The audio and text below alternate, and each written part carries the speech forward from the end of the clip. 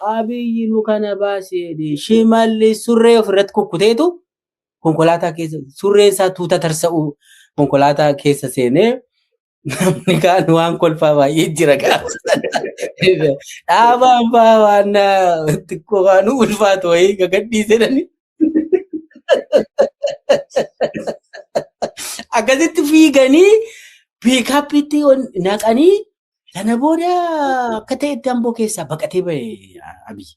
Ofii dhimma keenya irraatiin haala addaatiin iccitii garee maafiyaa guutuu Oromiyaa fi hundeeffama isaa jedhuun wal qabatee dhimma kana hundee isaarraa beeku jedhee naman itti amane barreeffamoota isaan dhimma kana sooshaal miidiyaa irratti qoodaa turaniin akkasumas kallattii garaagaraatiin caasaa mootummaa keessatti hirmaachaa turanii keessattuu yeroo humni kun ijaarame jedhamee yaadamu 2018tti namoota fuulduratti caasaa mootummaa keessa turan dhimma kana ittiin isaa beeku jedhee itti amanee keessaa namoota kan ta'an Dr. Milkeessaa miidhagaa qabadheetti dhufee jira. Dr. Milkeessaa gahuun keessa nuun beektu isin beeksisuun irraan eegamu miidiyaa irrattis kallattii irraatiin beektu waan ta'eef. Dr. Milkeessaa baga nagaan dhuftanii yeroo keetti galatoomna. Ulfaadhu carraa kana naaf kennuu keetiif Habtaamotis ulfaadhu galatoomna. Tole egaa daawwattoota hordoftoota Kuush Miidiyaa Neetwoork kanneen guyyaa yaadannoo gosoota Oromoo kabajaa jirtanii eebla 15 waan ta'eef kaleessi warreen guyyaa kana yaadatanii fi kabajan akkasumas maatiin qabsaa'ota Oromoo maatii keessan wareegamaan dhabdanii baga yaadannoo guyyaa gootota geessan jechuun barbaada. Dr. Milkeessaa isinis bagatti isin gahe. Baga walumaan nu gahe Habtaamu. Ayyee egaa mee waan tokko osoo dubbatiin dura naannoo kanatti guddattanii mana barnootaa naannoo kanatti akka adeemtaniin quba qaba. Yoo ta'u ganna sirreessitu boodarra naannoo Amboo kanatti jechuu kooti. Viidiyoo suukkanneessaa fi haala miira namaa jeequ baay'eetu tibba kana miidiyaa irra deemaa ture. Isaan keessaatii viidiyoowwan muraasa uummanni ija isaatii argee ilaalaa ture. Muraasa tokko asumatti uummata deebisnee agarsiisne yaaduma isinitti dhagaame maaltu itti dhagaame lafa beektanitti iddoo beektanitti ganda beektanitti magaalaa beektanitti wanti kun raawwatamuusaa miira keessaniin baruu barbaada. Mee viidiyoo chaxanuu ilaalee adeemu.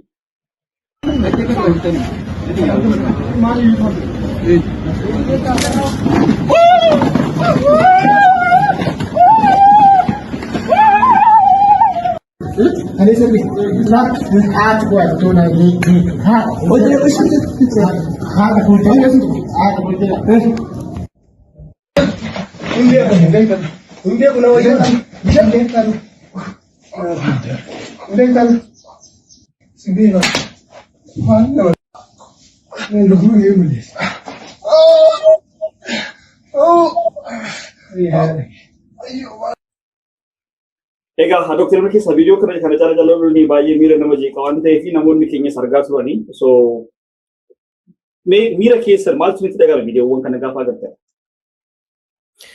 Habtaamu baay'ee nama gaddisiisa. Dhugaa dubbachuu fi uummata kana sanaa fi kun hin malu uummanni sun qabsaa'ee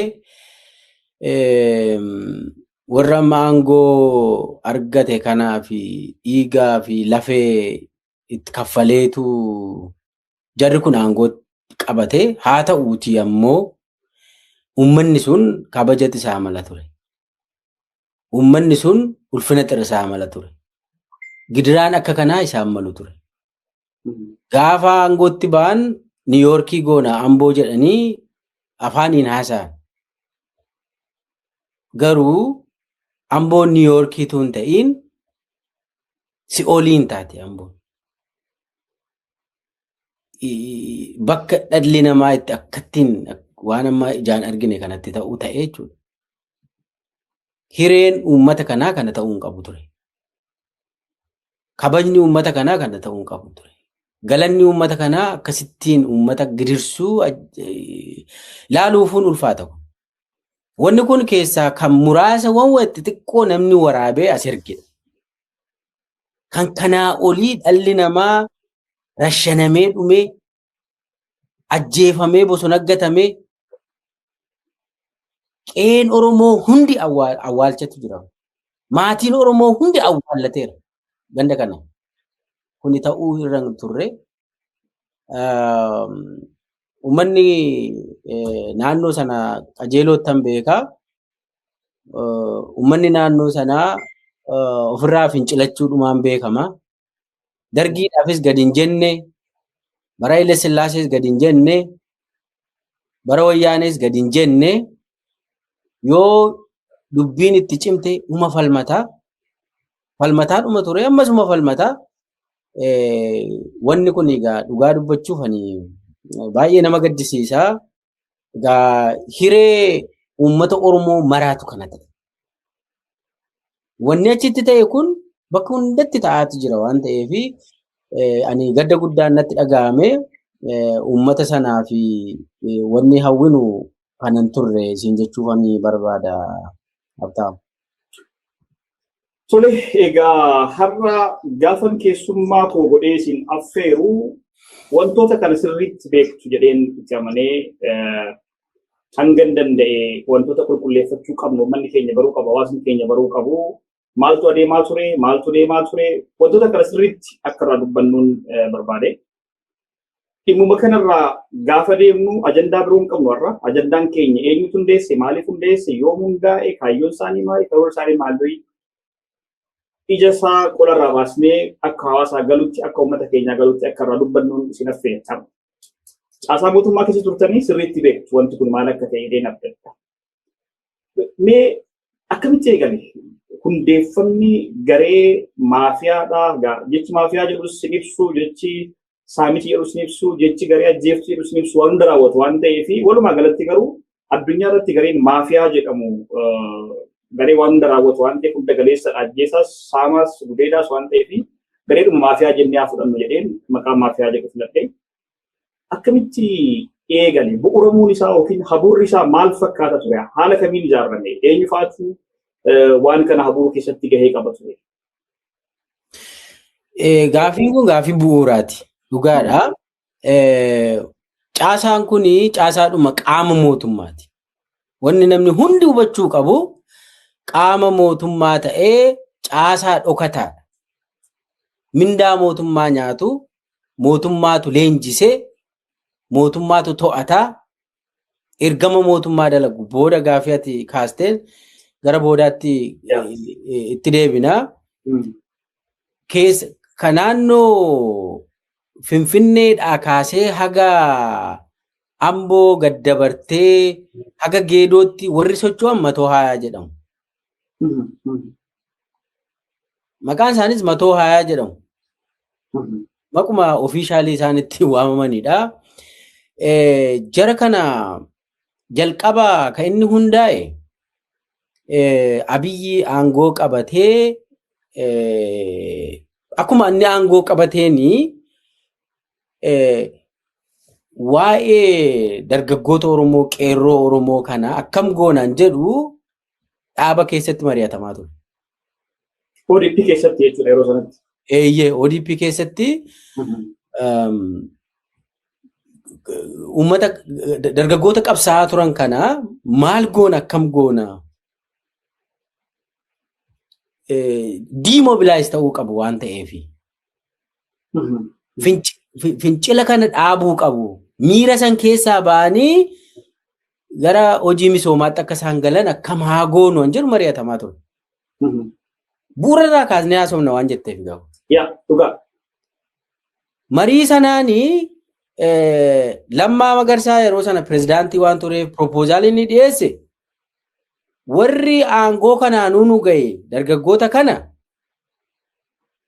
jarri kun mootummaa seenuu qabu. Guutummaa parsantii maal jedhee proposaalii inni kaasee parsantii 60 caasaan mootummaa naannoo Oromiyaa gandaa hamma naannootti parsantii 60 dargaggeessa Oromoo qeerroodhaan bakka buusuu qabna jedhe. Parsantii 60 maajoritiin bulchiinsaa gandaa kaasee haga gubbaatti miseensa caffee dabalate. Qeerroo fincilaa tureen bakka buufnaadha. Parsantii 60 qeerroodhaan bakka buufnaa. Caasaan OPDO duratti warri xiqqoo keessa ture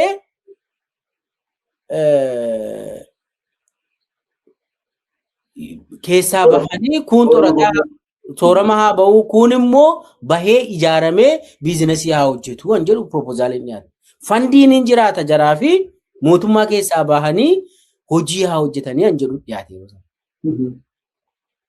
Maaliif caasaan OPDO uummataa walitti bu'aa tureera? Amantaan irraan jiru. Dhugaa dubbachuuf immoo yeroo sanatti yaanni kuni maaltu jira amma lamaaf Abiyyi tokko miti diteelii isaa boodan sii kaasa. Abiyyi lammaan humna haaraatti amana. Dargaggoota haaraatti amana. Gaafa nu illee ana Taayyee Danda'aa, Haayiluu Addunyaa, Kabbadee Deessisaa fa'aa taanee gaafa seennu lammaatu nu seensee Abiyyiin didee lakki ijoolleen kun seenuu hin qabdu jedhee nu didee turen. Taayyeen ni jira. Gaafa Darajjee Garafaallee nu faana ture amma inni iddoo biraa jira. Nama 5 taanee lammaan nu yaamee seenaa mootummaa keessa OPDO keessa seenaa nuun jedhee Abiyyi garuu hin dide. Dargaggeessa ofitti hin buufnu jedhee. Amma gaa ilaal ejjennoo jara kana lamaanii adda sii baasaa deemuu fanana. Lammaan parsantii haga parsantii 60tti dargaggeessaan bakka buufnu ejjennoo qaba. Officially ijoolleen dhagaa darbataa turte, karaa cufaa turte, dhiiga dhangalaasaa turte, abbaan biyya isheedha, abbaan jijjiiramaa isheedha. Ijoollee kana mootummaan kun illee anshiyaa ta'uu haa fudhattu kan jedhu proposaalii dhiyeessee bifa sanaan dhaabarratti Abiyyiin dide. Waa'ee dargaggoota Oromoo anaa dhiisaa jedhe. Waan akka inni yaade gaa boodatti dhufna. Waa'ee qeerroo anaa dhiisaa jedhe. Anaa dhiisaa jedhe. Anaa dhiisaa dhume jedhe akkasumatti. Anaa dhiisaa sana waan iccitiidhaan amma godhamaa jiru kanatti boodan dhufa gaa. Akkamitti akka inni eegaleessa. Lammaan ejjennoo qabatee mootummaa naannoo Oromiyaa waan hoogganuu fi proposaalii sanaan ha'ee hojii taasiseennu naannoo Oromiyaa inni lammaa Abiyyi ejjennoo isaa qabatu garuu immoo nu hin raawwannaan jedhuun kuni yoom keessaa Abiyyi aangoo qabatee ji'a itti aanuttidha kan proposaaliin kun dhiyaate. Ganna itti aanee amma naannoo Eepiriilii keessa qabate miti Abiyyi aangoo. Naannoo waxabajjiirraa dargaggoota leenjifnee caasaa mootummaatti gashuu jalqabne akka naannoo Oromiyaatti nu. Ejjennoo lammaatiif. Ani bulchiinsa biiroo dhimma dargaggoo fi ispoortii irra waan turee fi ergama anaaf fudhatee dargaggoonni Oromiyaa mararraa walitti qabamanii caasaa mootummaa seenanan jedhu leenjii Adaamaatti leenjisuu eegallee marsaa lamaan leenjifnee caasaa mootummaatti seenanii seenuu eegalan dhugaa dubbachuu. Suni gara nama 3,000 gaa ijoollee 3,000tu caasaa mootummaa keessa seenu. Aanaarraa kaasee haga naannootti seenuu eegalte ijoolleen. Marsaa lamaan wanni kun gannuma sana samariidhuma sana keessa kun. Waxabajjii adoolessaaf hagayya keessa jechuudha. Fulbaana keessa yaa'ii OPDOtu jira Jimma. Yaa'ii 9ffaa. Amma waan kana yeroo raawwannu maal godha beektaa Abiyyi? Yeruma sana kaasee dhaqeetu gaafa ijoollee kana caasaatti gashuu jalqabnu waan Abiyyi waan kana hin jaalanneef maal godhu anaa fi lammaa wal loloshiisan. Maaltu ta'a milkeessaanii walgayii Adaamaa irratti dargaggoota leenjiituu leenjisu an OPDO iyyuu miti. OPDO ta'uun isinirra hin jiru. Callistaniituma caasaa seentu jedhee dubbate. Eewutu kana jedhee immoo dhaqee lammaatti Addisuu Araggaatu dhaqee lammaatti ilaal milkeessaanii dhuffinnee kaabinee goonee an OPDO miti. Ijoollee callistaniituma OPDO taatanii isin hin barbaachisu akkasuma caasaatti seentu jedhee waltajjii irratti haasa'e jedhee dhaqee Addisuu Araggaa fi Mogos Hidhee jarri kun koree giddu galeessaa keessa jiru dhaqanii lammaatti himan. Lammaanii maal ijoolleen nuyi finne maaliif kana haasaa dhuguma kaleessa OPDO'n turre amma garuu ofiishaalee milkeessaan OPDO'dha akkas jedhee haasa'uun qabu an jedhu lammaan aara. Sanumaa lammaanii bilbila iyyuudharraa kaasuu dhiisee addaanuu cinne. Ilaal leenjiin sunis achumaan addaan cite. Leenjiin dargaggoosan karoorri sun achumaan addaan cite lammata anaan saffisaan biiroo dargaggoo dhimma dargaggoo fi ispoortii irraa ka'een biiroo lafaa dhaqee leenjiin dargaggoo sun achumaan dhaabbate. Parsantii 60 kan qabatame gannuma sana gara nama 3,000 qofatu leenji'ee galee san booda hin dhaabbate. Maaltu ta'a gaa yaa'iin Jimmaa dhufee yaa'ii Jimmaa sanaan biiziitu ta'ame. Amma Abiyyi yeruma sanaa kaasee caasaa dhokataa ijaaruu eegale. Amma caasaa dhokataa kana akkamitti inni ijaaruu jalqabe foormaalii dargaggoonni mootummaa keessan galan erga jedhee booda dhoksaadhaan ijaaree bobbaasuu eegale. Eenyu ijaara? Dargaggoota ijaaraa dhoksaatti? Dhoksaadhaan dargaggoota ijaaraa Abiyyi. Amma maal godhe inni naadhiisaa waa'ee qeerroo naadhiisaa waan an godhu natu beeka jedhee dura erga dubbatee booda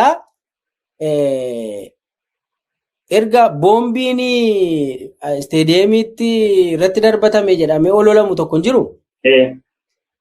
Boombii sana kan mijeesse kan qindeesse Dambalash Gabre Mikaa'el mataa isaati. Abiyyiif Dambalash qopheesse konkolaataa isaa namoota amma Gannat Tolashii maalreedhanii TPLF fi ABO kana godheen jiru guutummaa isaa Dambalash qopheesse. Achii booda maaltu ta'ee wanni kun kan inni raawwate waxabajjii 2018 Abiyyi aangoo qabatee ji'a 2 ji'a 3 akkas kana booda. Sana booda maaltu ta'e Oromoon na ajjeesuu barbaadaa jedhe Abiyyi. Maaliif Oromoon na ajjeesuu barbaadaa? Oromoodha kan boombiin irratti darbate dhee waltajjii irratti haasa'e waan kana.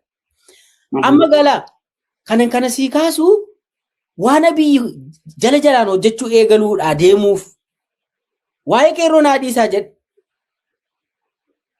Oromoon na ajjeesuudhaa na barbaada immoo jedhe. Waan kana kan jedheetu Republican Guardian jedhamu tokko uumuu barbaadan. Republican Guardian kun yeroo uumuu barbaadanii kaayyoon isaa maal jedha Abiyyi? Ilaa aangoo keenya kan murteessu raadiyeesii kiiloomeetira 150 dhiyeesse Abiyyi. Aangoo keenya kan murteessu sosochii raadiyeesii Finfinnee irraa raadiyeesii kiiloomeetira 150 irratti waan raawwatutu aangoo koo irratti dhiibbaa qaba. Abbaan fedhe Wallagga irratti ol fixe. Abbaan fedhe naannoo Amaaraa irratti Tigraay keessatti yoo ta'e. Abbaan fedhe Gujiitti yoo ol fixe. Ana irratti aangoo koo irratti dhiibbaan qabu. Garuu raadiyeesii kiiloomeetira 150 kana keessatti wanti ta'uu dhiibbaan irratti qabadheetu dhaaba irratti waan kana dhiyeessee yeroo sana shook nu godhenu. Egaa kan gaafa jettu dhaaba irratti gaafa jettu miseensi cafee Oombaasii giddu galeessaa hojii raawwachiistu hundi isaanii quba qabu jechuudha waan kana. Gaafa inni akkana jedhu jiru jechuudha. Koreen giddu galeessaa quba qaba. Koreen giddu galeessaa dhaabaa quba qaba kana. Kanaafi jedheetu waa'ee yeruma sila waa'ee qeerroo naadhiisaa kan inni dhisan jechuudha. Waa'ee qeerroo naadhiisaa jedhe. Anammoo maallaan jedha milkeessaa qeerroo waan jettu kana dhaabii waa'ee federaalizimii qofa barreessi feesbuukii irratti naan jedha guyyaa wayii.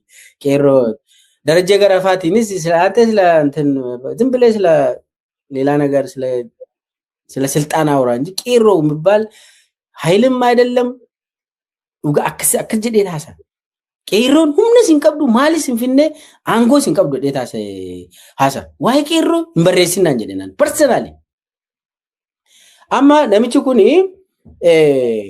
ራዲየሲ ኪሎሜትር 150 keessatti mormiin akka nurratti hin kaane haa goonu an jedhu erga dhiyeesse booda maaltu ta'e Republican Guardian ijaaramu jedhame. Republican Guardian kun immoo kallattii shaniin buufanni akka ijaarratan godhame. Kaampii jechuudha. Kaampii jalqabaa Sadeen Soddoo irratti. Kaampii lammaffaa Giinci irratti. Dagam irratti. Aanaa Qimbibiit irratti. Karaa Shanoo. Karaa bahaatiin immoo Moojoo gadi dabartee aanaa Dugdaa keessa magaalli xiqqoon tokko jirti. Booraa irratti. Naannoo kana shanan irratti kaartaa fudhatanii kaampiin Riippaabilikaan kaardii ijaaramuu eegale. Amma maal jedhanii raadiyeesii kana keessa sosochiin tokko jiraachuu hin qabu. Namni nu mormu jiraachuu hin qabu. Sanaaf immoo maal jedhanii caasaa nageenyaa godinaa fi aanaa fi magaalaa naannoo kana hunda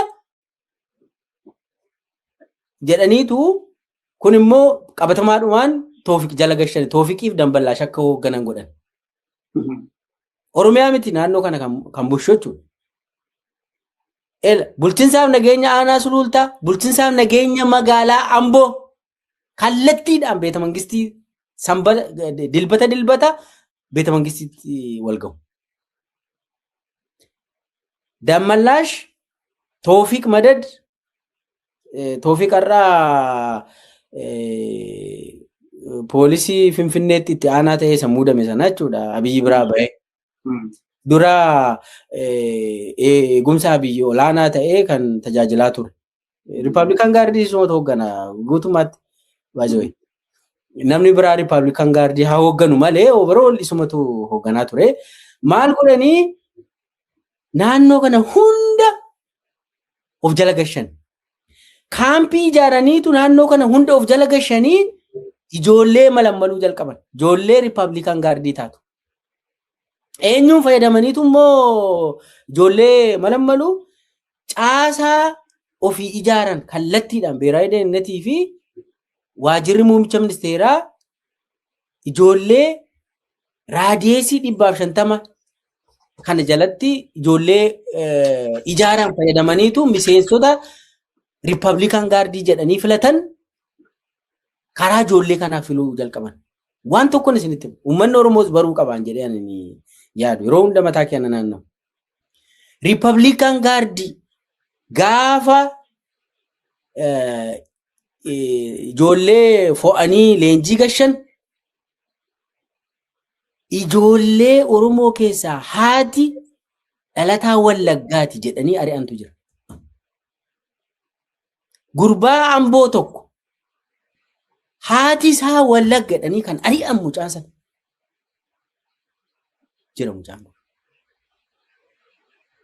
Gaafa ijoollee Riippaabilikaan gaardii filatan ijoollee nama Matoo Hayaa jedhamtu kun eenyu dhalataa Wallaggaati, eenyu dhalataa iddoo biraati kana keessaa calalaniitudha. Haati isaa iddoo akkasiiti jedhanii kan keessaa ari'an. Yeroo sana mootummaa keessa waan hin jiruuf quban qaba. Specific garee irraa filatan Wallagga okee hin barbaadanii normaalii gadi baanii dubbatu turanii garuu ganda isaan addatti filatanii leenjisaa turantu jiramu Wallaggaan irratti ganda hundaa fudhachaa turan yeroo sanatti. Yeroo amma ijoollee isaanitti fayyadamanii Riippaabilikaan gaardii kana malamalaa turan Matoo Hayaa kana.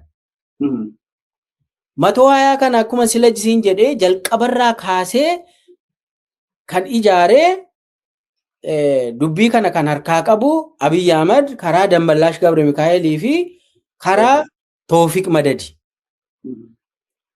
Ijoollee Matoo Hayaa kana keessaawuu Shawaa Lixaa irratti ijaaran. Shawaa Lixaa irratti ijaaran. Amboo giddu gala godhanii.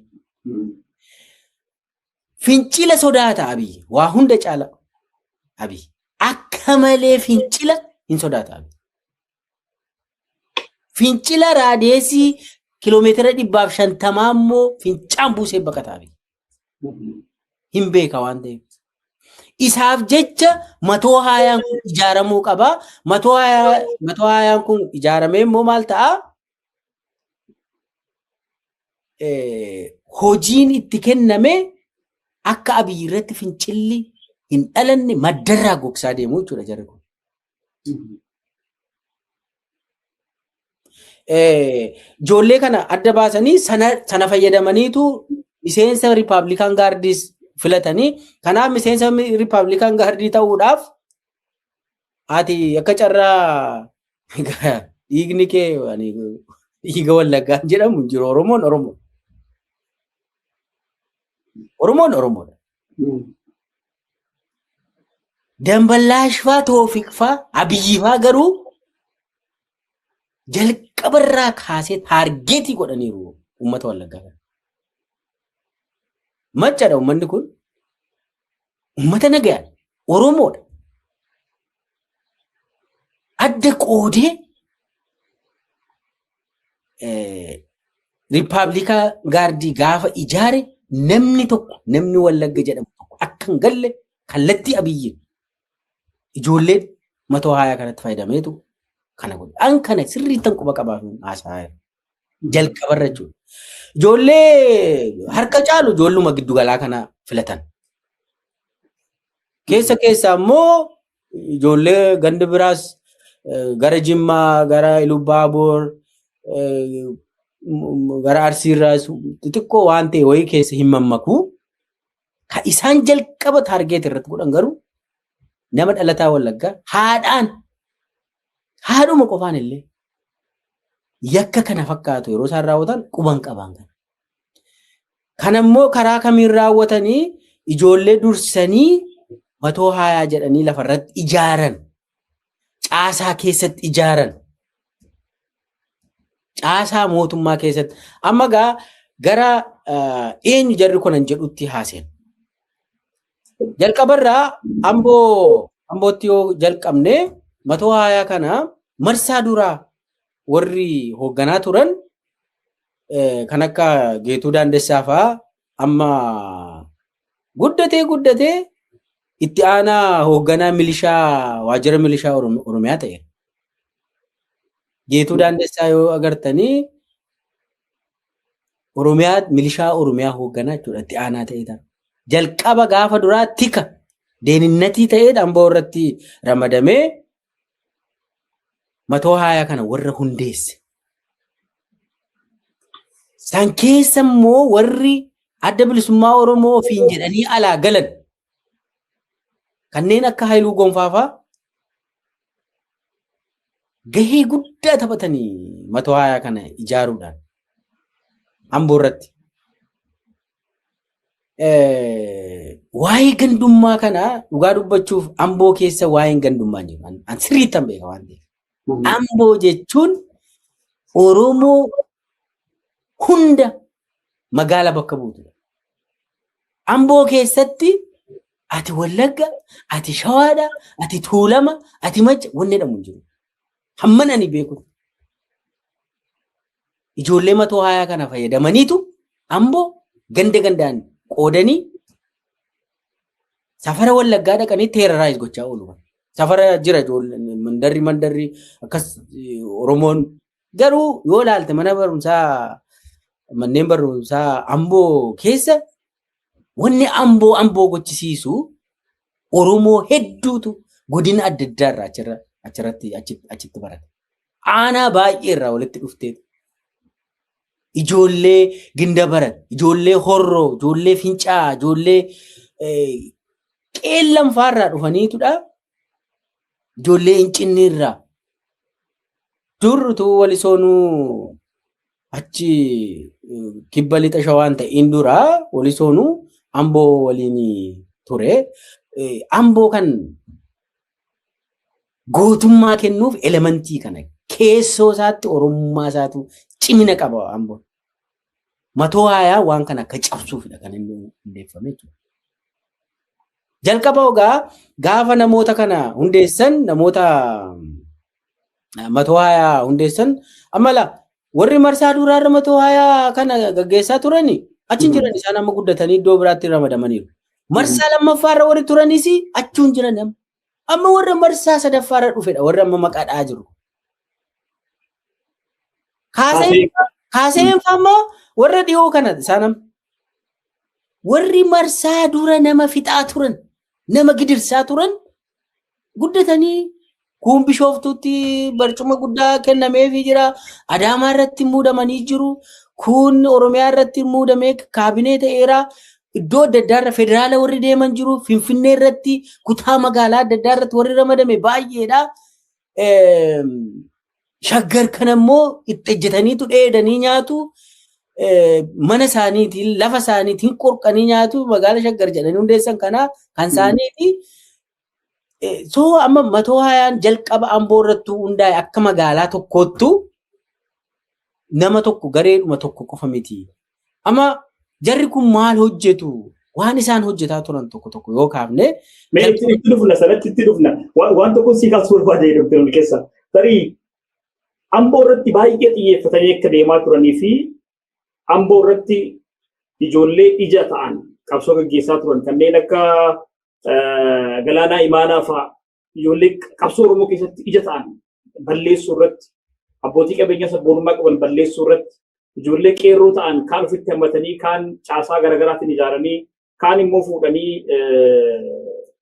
Rippaabilikan gaardii kanatti naquudhaan horii gaarii kaffalla waan akkasii waan jedhuuni Amboo gogsuutti Amboon qeerroon Amboo naannoo sana ture suni keessaa gogee kan sarmeef ofitti fudhatanii kan dibe immoo balleessanii fixanii jedhan. Maaliif Amboo irratti akkas xiyyeeffatan? Amboon har'aa kuni Amboo duriitiin maali garaagarummaan ishee?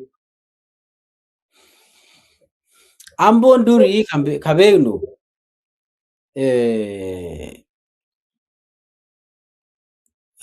jalqabumaa kaasee uummanni isaa uummata fincilatudha. Waa xiqqoodhaan shawwaduu hin dandeessu uummata kana. Abiyyi maaliif Amboo irratti xiyyeeffatee gaafeetti kaaftee fi wanta akkasii kaasa gaama. Gaafa yaalii ajjeechaa Jawaar Mahammad irratti ta'ee booda fincilli Oromiyaa guutuutti gaggeeffame. San keessaa Amboon takka. Buleesaa fincilli kun itti fufee jennaanii tasgabbeessuuf jedhaniitu Abiyyi lammaa qabatee lammaan makalaakaa irra ture gaafa sana. Lammaa qabatee Shimallisiin qabateetu Amboo dhaqe. Harargee dhaqaniiru manni Harargee yaadataa. Haasawa kana isaan lama ta'anii Abiyyii fi lammaan Harargee godhan televezyiinii nu dabarsan. Kan Amboo televezyiiniidhaan hin dabarsine. Waan asii kaasuufatu jira gaama sarratti.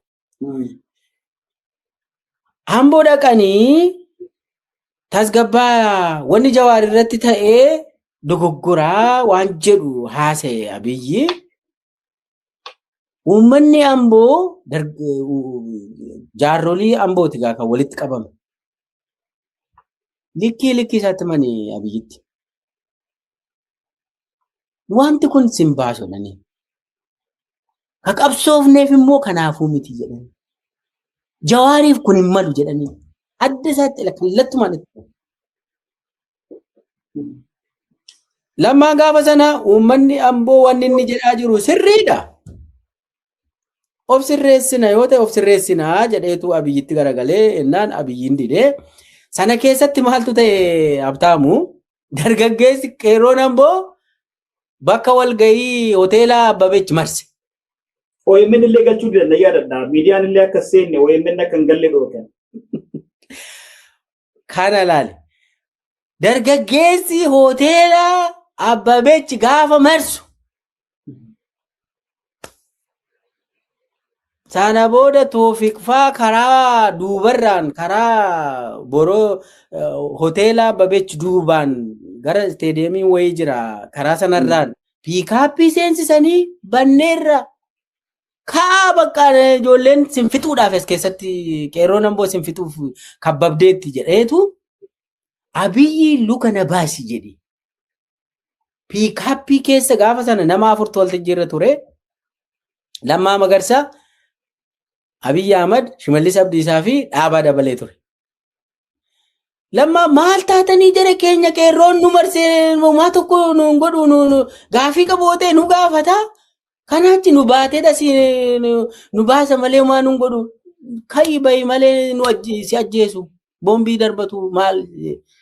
Abiyyi luka na baasee Shimallis surree ofirratti kukkuteetu konkolaataa keessa surree isaa tuuta tarsa'u konkolaataa keessa seenee namni kaan waan kolfaa baay'ee jira gaafa. Dhaabaan fa'aa waan xiqqoo waan ulfaatu wayii gagadhiisedhani. Akkasitti fiiganii piikaappiitti naqanii sana booda akka ta'etti Amboo keessaa baqatee bahe Abiyyi. Kuni 2019 keessa ta'e. yeroodhuma yaalii ajjecha Jawaar irratti ta'e sana ta'e wanni kun ila. Abiyyi gaafa san gubatee dachii galee amboodhaan nan godhadhe. Nan agarsiisa jedhe. Erga gaafa sanaa booda amboo keessaa namni akka shunkurtiitti kattafamuu jalqaba. Eewutu immoo kana dhoksaadhaan godhu waan kana hunda isa. Nama keessaa mataa qabdu hunda Galaanaa Imaanaas karoora kana keessatti ajjeefame jechuudha. Amboon cabuu qabadhee murteesse sanuma yeroo sanaa booda. Hoteela keessatti namni na marse dubbiin isaa sireesiidha. Akka salphaatti namni ilaalee akkasuma Facebook irratti ilaalamee waan darbedha wanni sun. Garuu dubbichi uummata Amboo kan mataan keessa sana booda kan inni cabe. Uummanni Amboos achii ol natti dubbate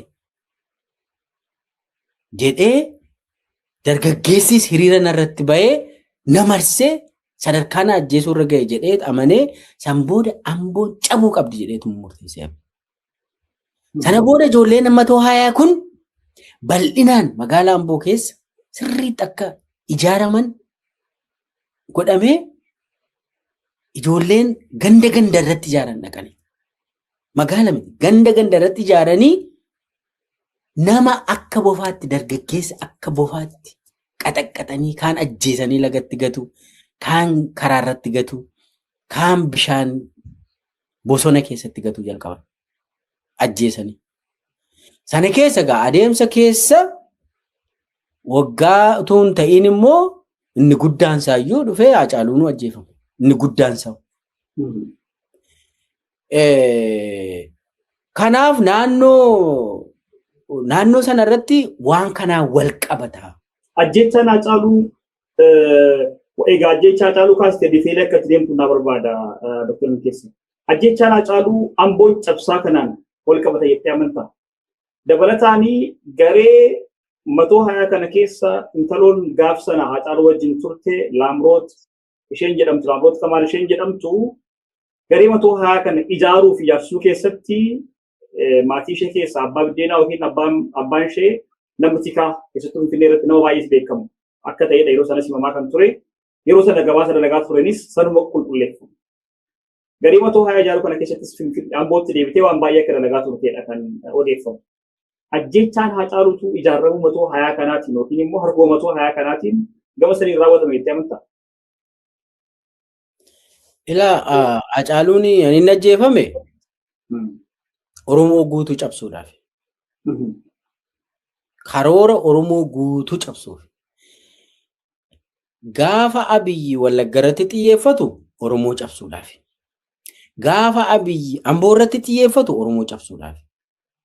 Gaafa Abiyyi afaan Baalee haasaa, afaan Gujii haasaa yoo Wallagga dhaqe na ajjeesu yoo jedhu Oromoo guutuu cabsuudhaaf. Dubbiin kun dubbiin Hacaaluun ajjeefame. Gabraa hundee Oromoon tokko ta'eetu qabsootti fufa. An deemee Wallagga hundee garuu kana booda Jimmaaf Wallaggi, Baaleef Wallaggi, Arsiif Wallaggi Oromoo tokko ta'uu hin danda'u. Isheenuma kan si yaadachiisuuf hin tolle. Yaa sirrii. Kana kan inni jedhe keessa isaatii yaadee taasaa jira namichi kun. Waan itti amanuu haasaa jira. Oromoon tokko miti jedhee amanan. Anamma akka namni tokko yoon du'e ganda kamiinuu bakka hin bu'an yoon du'e. Uummanni bal'aanii nama tokkoonidha bakka bu'a. Maaltu Jimma godhe Abiyyi? Maal isaatu Jimma Abiyyi? Akka inni itti yaadu ilaali. Namni kuni Jimmas miti, Jimmas bakka hin bu'u. Jimmaa fi Wallaggis nama tokkoof jedhee walitti hin bu'u. Jimmis Oromoodha, Wallaggis Oromoo. Shawaanis Oromoo, Arsiinis Oromoo. Oromiyaa guutuu keessa gosti garaagaraa jira dhugaan, godinni garaagaraa jira garuu nama gadi bu'aa akkasitti naasaa. Nama tokkummaa Oromootti amanuu akka taasaa. Anyways, kaayoo qabaaf haasa'an. Waa'ee Haacaaluutti kan deebi'u. Haacaaluun inni ajjeefamee Oromoo guutummaa guutuutti cabsuudhaaf nama keessaa tokkummeessu. Nama keessaa nama Oromoo hunda bakka bu'ee haasa'u. Warra tokkummaa Oromootti amanan, warra dhaga'ama qaban, yoo dubbatan nama kaasan, yoo haasa'an dhageessifatan, yoo hoogganan qajeelchan namoota akkasii ajjeesuudha barbaadan. Jawaariin maaliif ajjeesuudha barbaade dafee jalqaba baay'isoo kan ajjeefamuudhaatti karoorfame Jawaar ture inni iyyatees waaqni isa gargaaree hafe. Haacaaluun kiyyoo san keessa gashanii utuu hin beekiin hin iyyanne iyyachuu hin danda'u nyaatama. Gareen Matoo Haayaa kuni Laamroot wajjin hidhannoo qaba jettee amantaa namoonni baay'een kana akkaataa turan tibba darbeesi. Waa'ee Laamroot irratti xiyyeeffannoo kennanii haasa'u. Hiriyoonni Laamroot Kamaali Matoo Haayaadha hundi isaaniitu. Finfinnee keessaa warra amma hoteela garaagaraa qaban, warra amma barcuma qaban, deeninnatii hedduu warri ta'anii hoogganaa jiran. Ijoolleen Matoo Haayaa Amboodhaa kaaftee amma Finfinneetti jirtu kuni Laamroot faana baay'ee walitti dhiyaatu. Ajjechaan Haacaaluu high level sadarkaa olaanaatti hoogganame. Waan ta'eef sadarkaa olaanaatti iccitii olaanaadha. Namoota akka Zimbiloo Kaasa'ee fi fakkaatota isaatiin miti kan inni raawwatu.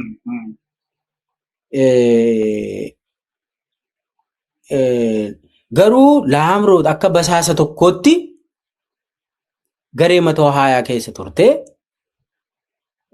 Hojii basaasummaa keessas turte mucaan kuni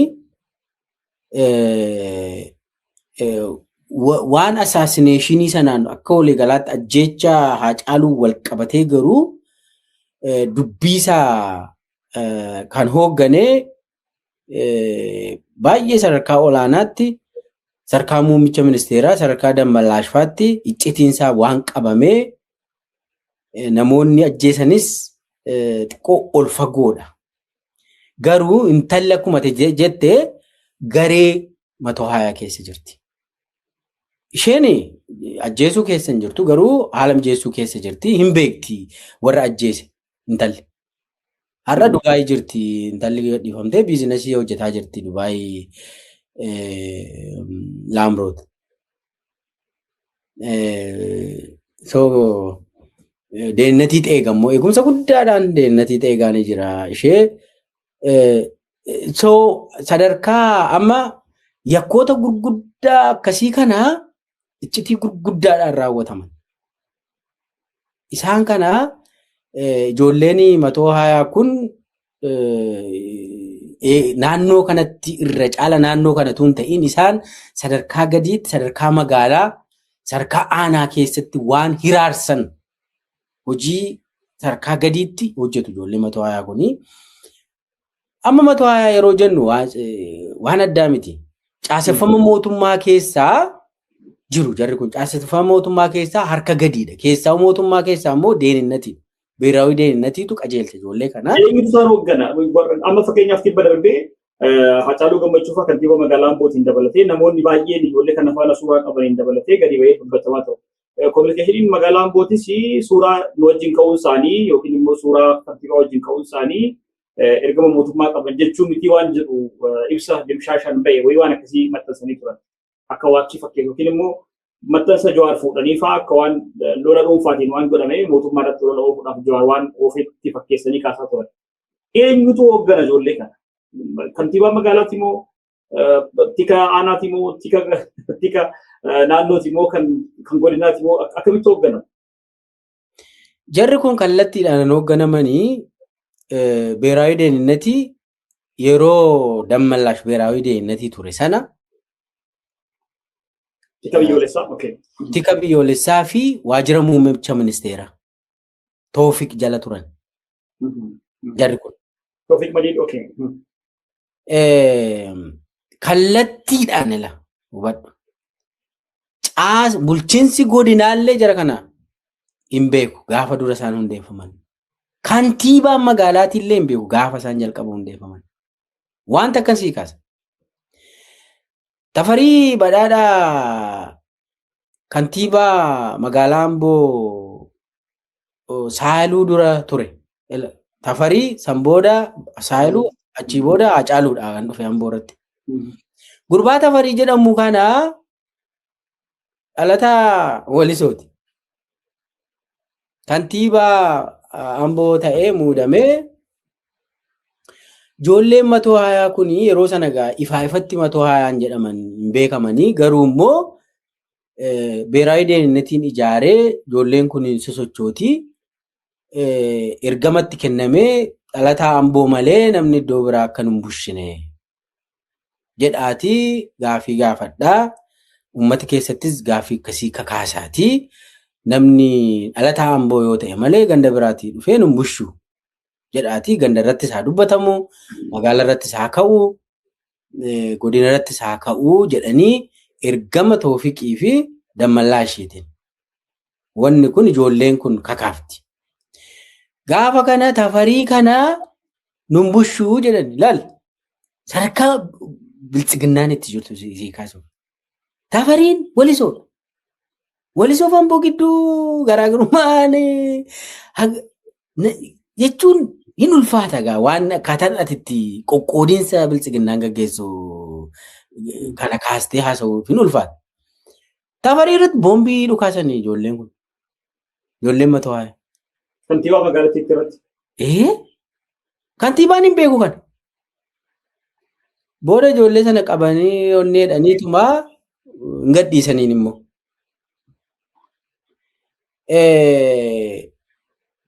Maal siin jechuuf wanni kun jara kana kan hoogganu beeraayi deeninneetiidha. Beeraayi deeninneetii tikadha. Kan kaffaluufis beeraayi deeninneetiidha.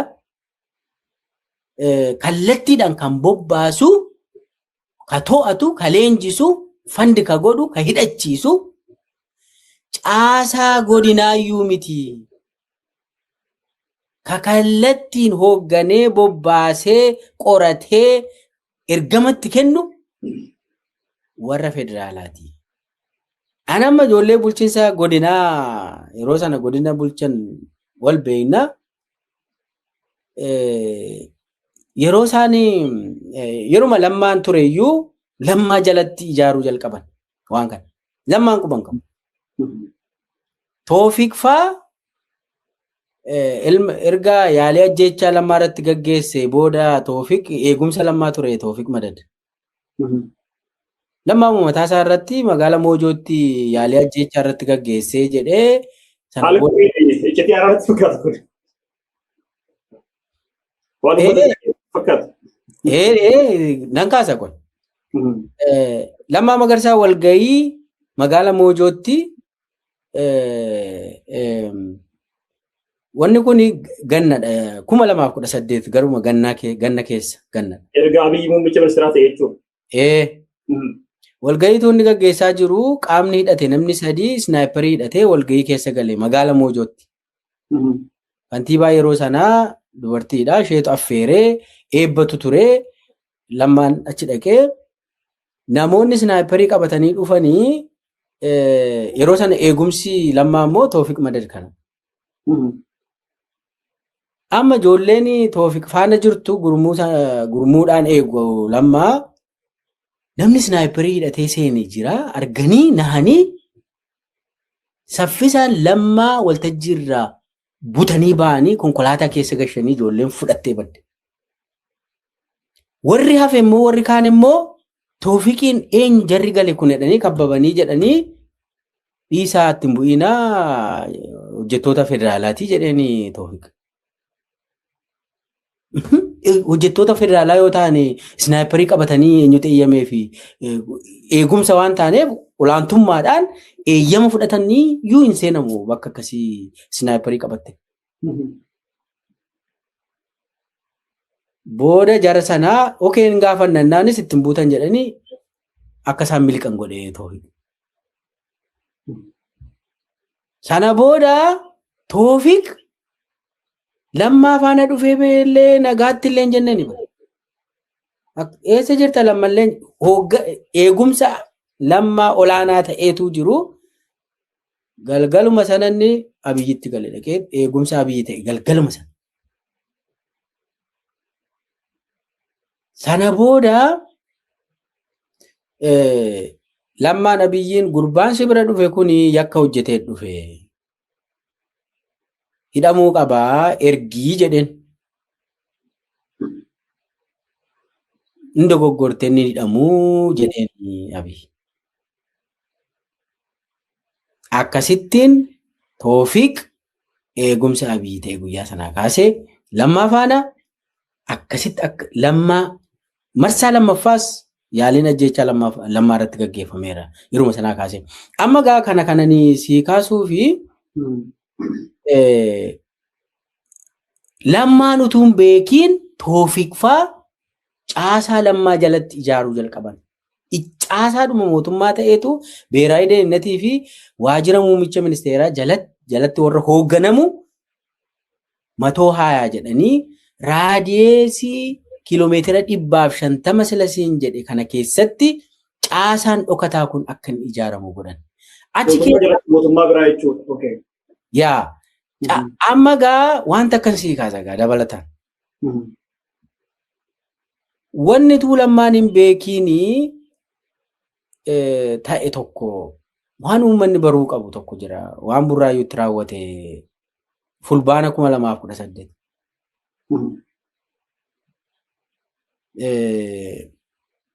Miseensota hawaasaa Gaamoo irratti Burraayyuutti yakka raawwatame namni hunduu yaadata. Qeerrootu raawwatee jedhameetu fireemii ta'ee dhiyaate san.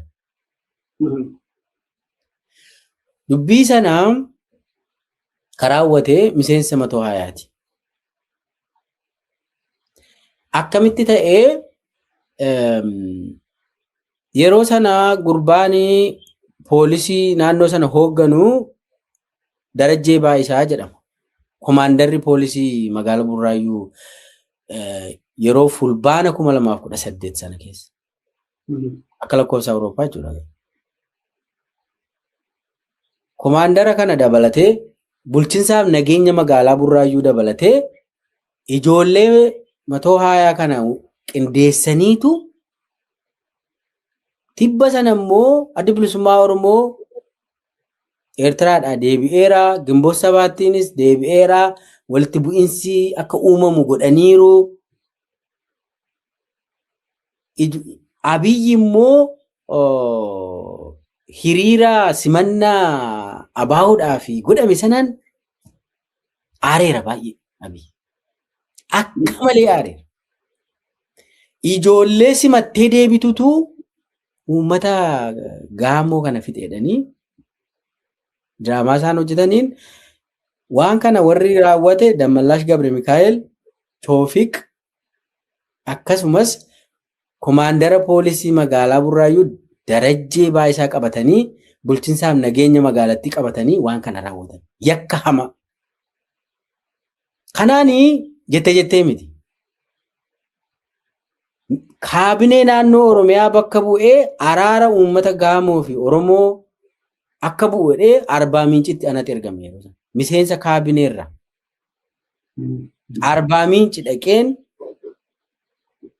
abbootii gadaa keessaa nama qabadheen qeerroo keessaa nama qabadhee wanni Gaamoo irratti Burraayyuutti ta'e Oromoos bakka hin bu'u, qeerroo Oromoos bakka hin bu'u. Garuu itti qaanofneerra balleessaa qabnaan jedhu uummata sana dhiifama gaafachuun gadi bu'ee qorannoo isaa kan erga qorannoon isaa gaggeeffamee qorannoo isaa sana kan gaggeesse Lammaan nama ramadee Makalaakiyaa Inteleejensii irraas namni ramadamee qorannoo sana gaggeessanii waan kana kan raawwate yeroo sanatti matoo haayaan jennee tika mootummaatu federaalarraa Dammallaash harka keessaa qabu. Toofiq harka keessaa qabuun kanarra gahan. Warri komaadarri poolisii magaalattiis bulchiinsaaf nageenyis harka keessaa qabuun kan bulchiinsaaf nageenyaa yeruma sana hidhame. Komaadarri poolisii naannoo sanaa immoo hidhamu jedhee lammaan gaafatti deemu Abiyyiin hidhamu Gujiitti ramadamu. Darajjee Baayisaa Burraayyuu irraa kaasanii Gujiitti ramadan. Gujii dhaqee immoo maal godha namichi kuni uummata geedoo buqqise. Ergama Abiyyi fudhateetu godha bokkoo kana. Burraayyuu irrattis ergama Dammallaash Abiyyi faa fudhatee godha. Gujiis dhaqee uummata geedoo buqqisee Oromootu buqqise jedhamee oduunsaa hojjetame yeroo sana. Ammas lammaan waan kana ammas quban qabu. Sambooda immoo maaltu ta'e Darajjee Baayisaan kuni Gujii irratti wanna poolisii Oromiyaa keessatti Gujii moodel waan jedhamu jira beekta. Moodela Gujii jechuun mana Oromoo gubu shanee dhadhanii qaqqaammachuu gubanii qaqqaammachuu mana shanee dhadhanii maatii shanee ajjeesu maatii shanee saamu rashanu jumlaan rashanu nama basumaan jedhanii qalu Gujii keetti eegale wanni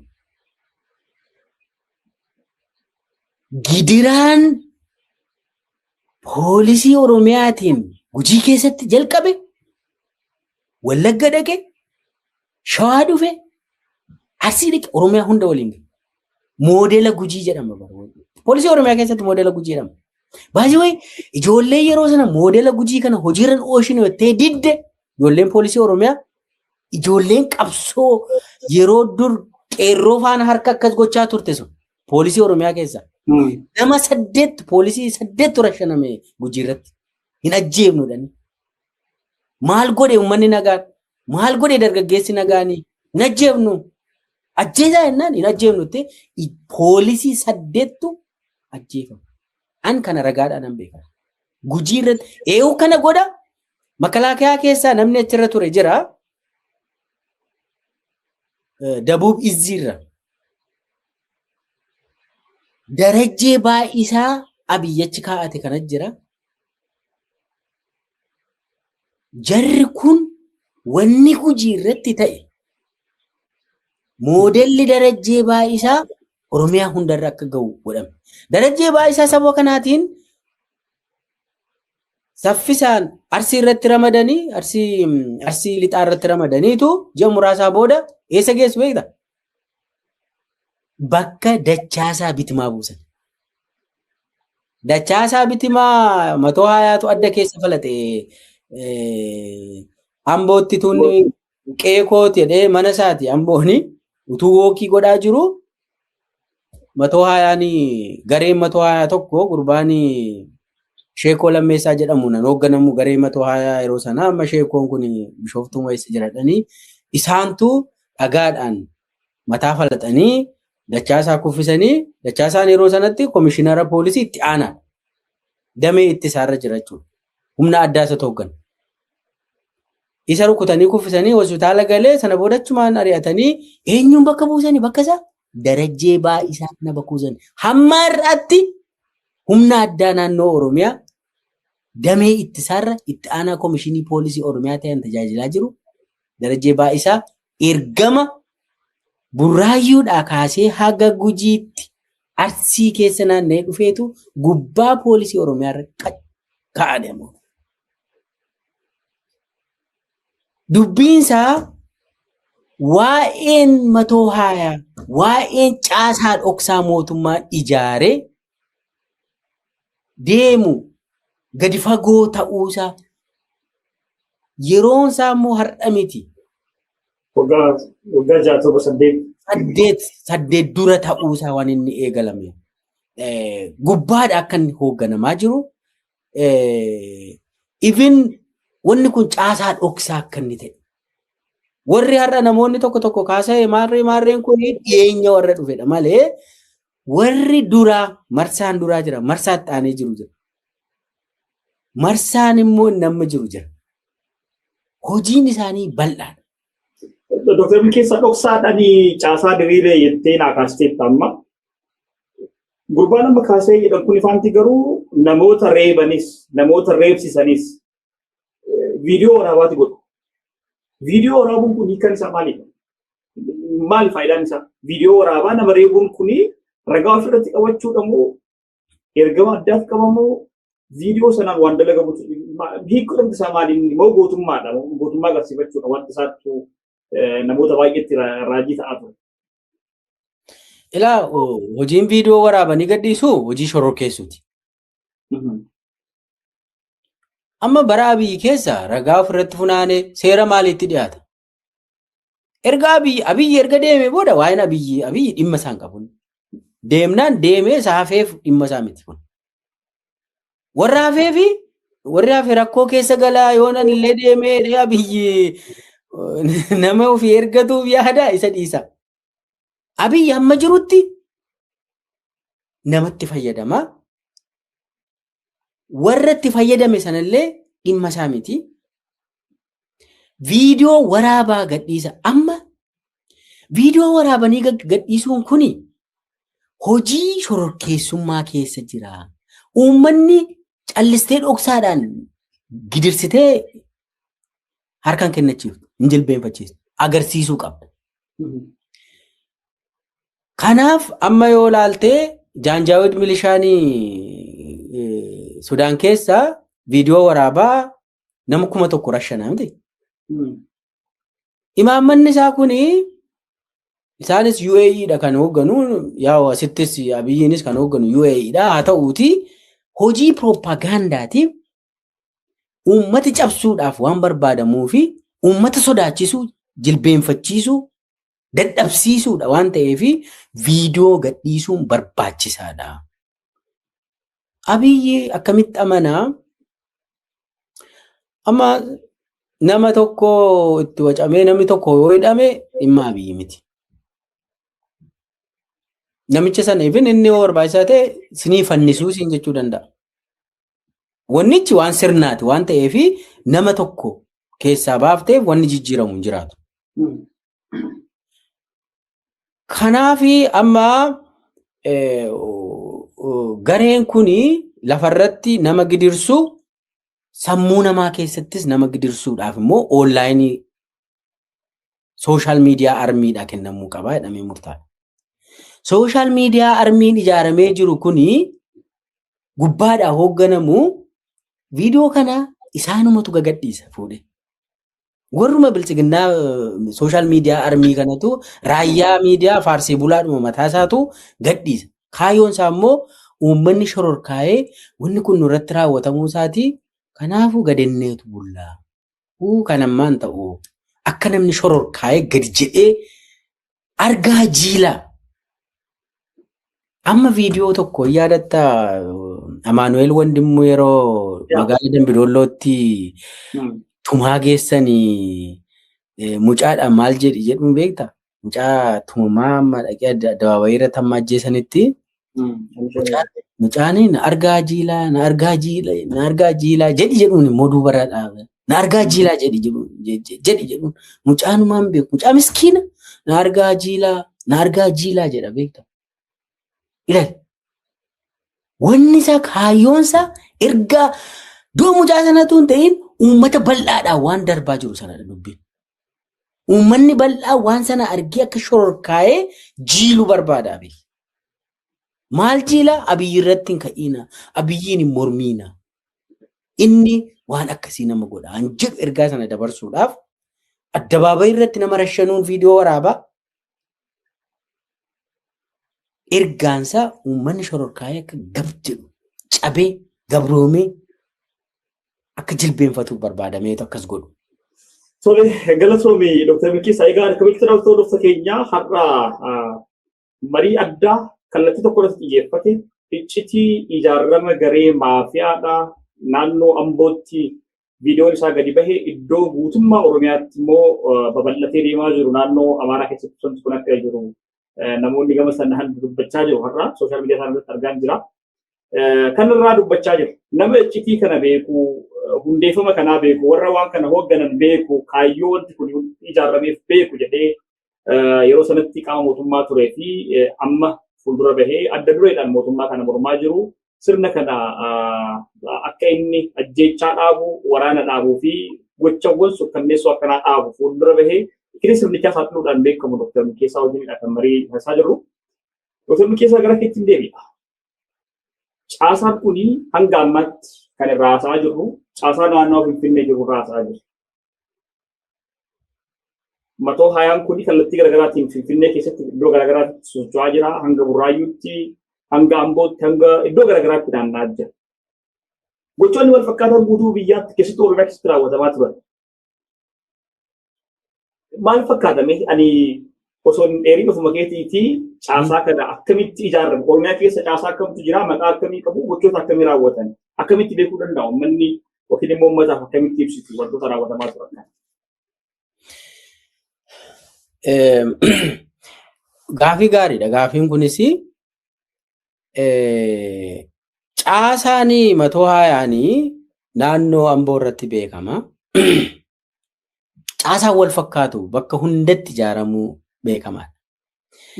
Utuu waa'ee caasaa iddoo biraan kaasiin gubbaadha namoota waan kana sirriitti qindeessan ammallee hoogganaa jiran nami baruu qabu irra deebi'ee kaasuu barbaada. Damballaash Gabre Mikaa'el ammallee waan kana hoogganaa jiran federaal poolisii haa ta'u malee.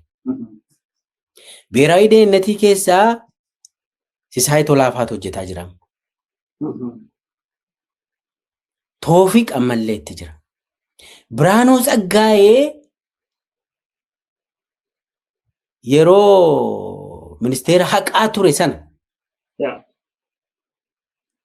matoo haayaa kana raadiyeesii kiiloomeetira 120 keessatti namni tokko ol jette Dr. Abiyyiin ilaaluu hin qabdu jedhee namni yaada kana Abiyyi faana maddisiise keessa jira. Biraanuu Tsaggaayee kan irraanfatamuu qabu.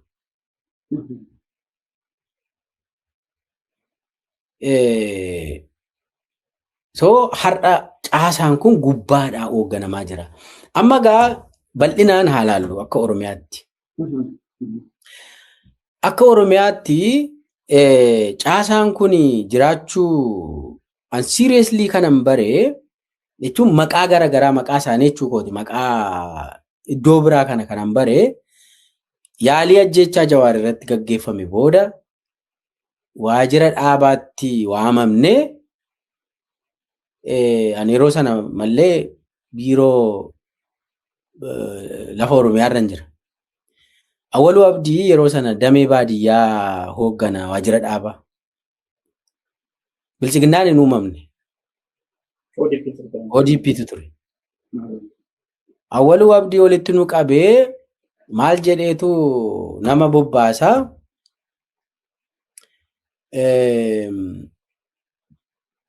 Arsii keessa Islaamni Jawaariin deeggaraa Kiristaanni nu deeggaraa jedhe. Ilaali.